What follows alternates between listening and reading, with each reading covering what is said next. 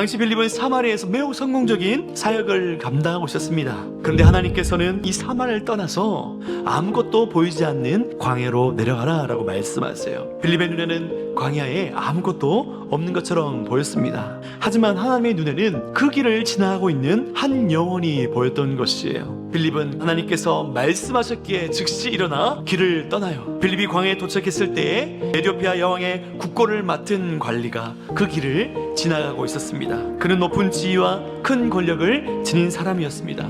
하지만 누구에게도 쉽게 털어놓지 못할 상처와 결핍을 안고 살아갔던 인물이었어요. 그는 그 자신의 목마름을 해결하기 위해서 끊임없이 하나님을 찾는 일을 포기하지 않았어요. 고국으로 돌아가는 수레 안에서도 그는 말씀을 읽고 있습니다. 구원은 우리를 포기하지 아니하시는 하나님의 그 사랑으로부터 시작됩니다. 하나님께서는 한 영혼을 구원하시기 위해 사람을 보내시고 길과 만남과 시간까지 다 준비하셨어요. 성령께서 한 영혼을 만나게 하신다는 것을 깨닫게 되자 빌립은 주저하지 않아요. 빌립은 그 내시에게 이렇게 묻습니다. 읽는 것을 깨닫느냐? 내시는요, 자신의 지위와 체면을 앞세우지 않습니다. 말씀을 알지 못한 사실을 솔직하게 인정하죠. 그리고 빌립을 자신의 수에 올라와 함께 앉힙니다. 내시가 읽고 있던 말씀은 놀랍게도 이사야서였어요. 그가 도살자에게로 가는 양과 같이 끌려갔고 털 깎는 자 앞에 있는 어린 양이 조용같이 그의 입을 열지 아니하였도다. 그가 굴욕을 당했을 때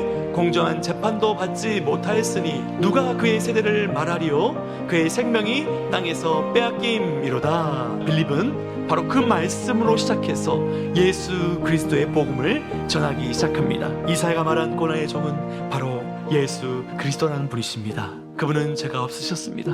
하지만 죄인들을 대신하여 고난 받으셨습니다. 우리가 받아야 될 심판과 저주를 대신 감당하셨습니다. 죽음을 이기시고 살아났습니다. 그 예수를 믿을 때에 우리에게 영원한 생명이 있습니다 라고 빌립은 에디오피아 내시에게 복음을 전했어요. 빌립을 통해 하나님의 아들이 자신과 같은 죄인을 위해 십자가에 버림받았다는 사실을 들었어요. 예수의 보혈 안에서 자신의 과거와 상처와 신체적인 조건도 더 이상 하나님께 나아가는 장벽이 되지 않는다는 사실을 알게 된 것입니다. 성령께서 그 만남 가운데 역사하셨고 복음이 오랫동안 상처와 아픔과 결핍 가운데 있던 그 내시의 마음에 선포되자 그가 예수 그리스도를 믿고 그 인생 가운데 놀라운 구원의 역사가 일어난 것이에요. 이에 명하여 술을 멈추고 빌립과 내시가 둘 다 물에 내려가 빌립이 세례를 베풀고 신분과 배경은 달랐어요. 하지만 그 세례의 물 앞에서는 그 모든 차이가 중요하지 않게 된 것이에요. 두 사람이 이제 예수 그리스도 안에서